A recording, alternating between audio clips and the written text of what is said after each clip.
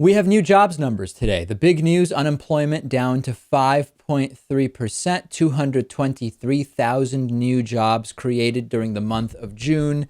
Non-farm payrolls rose a seasonally adjusted 223,000. That's the latest data from the Labor Department. So there's so much to talk about here. And obviously, as soon as these numbers come out, the right that just wants to bring down Obama however they can, very quick to talk about the labor participation rate, very quick to talk about how Obama hasn't actually done anything in terms of creating net jobs.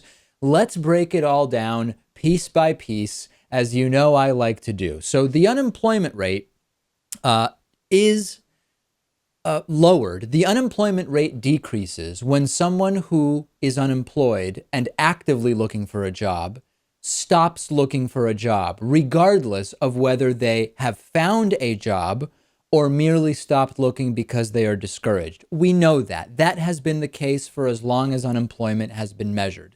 The current unemployment rate is the lowest since April of 2008, and it does reflect, as it always has, people who have stopped looking for work without finding jobs. Now, economists surveyed by the Wall Street Journal predicted that new jobs would increase by 233,000. The number ended up being 223,000. So just short of the number of new jobs created.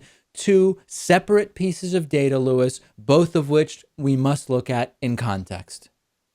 Yes, everything must be put in context. Otherwise, you're just shouting numbers out. So now let's further contextualize, if I may, Lewis, by talking about wages and the labor participation rate. Wages were flat, and wages have been a problem for a while. Wages are up 2% over last year, although certainly not nearly as high as we would like to see them. The labor participation rate, this is what I want to dig into today.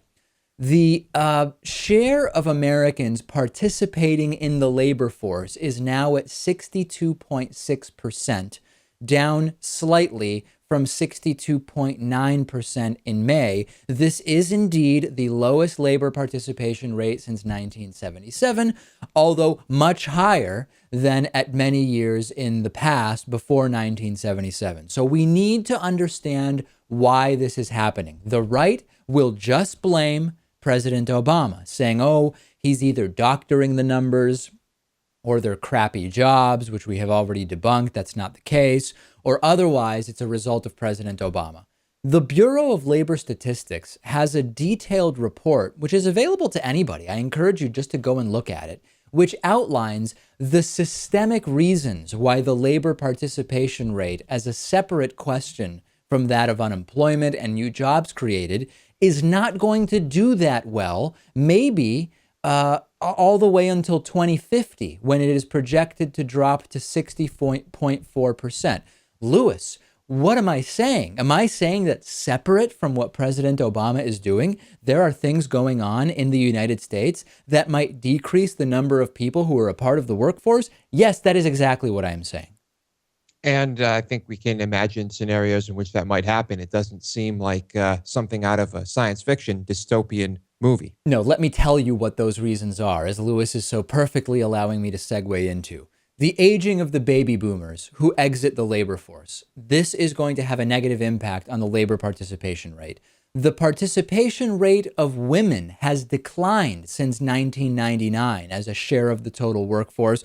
Women as a portion of the economy increased all the way up to 1999 for decades. And since 1999, fewer women as a portion of the workforce have been working. And number three, the percentage of young people going to college out of high school rather than straight to work has increased, which is also going to hold down total labor participation numbers. So we have to be prepared for this, Lewis. If you can get past the Obama blaming with me, right? So let's put that aside and have a serious conversation. There are systemic changes to the United States labor force that are going to, maybe as long as until 2050, reduce the labor participation rate. And as automation continues, of course, we're going to see a lower labor participation rate. That's going to be a fact. And that's something that we as a civilization need to come to grips with. Yeah. So let's bring as many overseas jobs as we can back to this country. And let's also improve wages because I think that's just as important.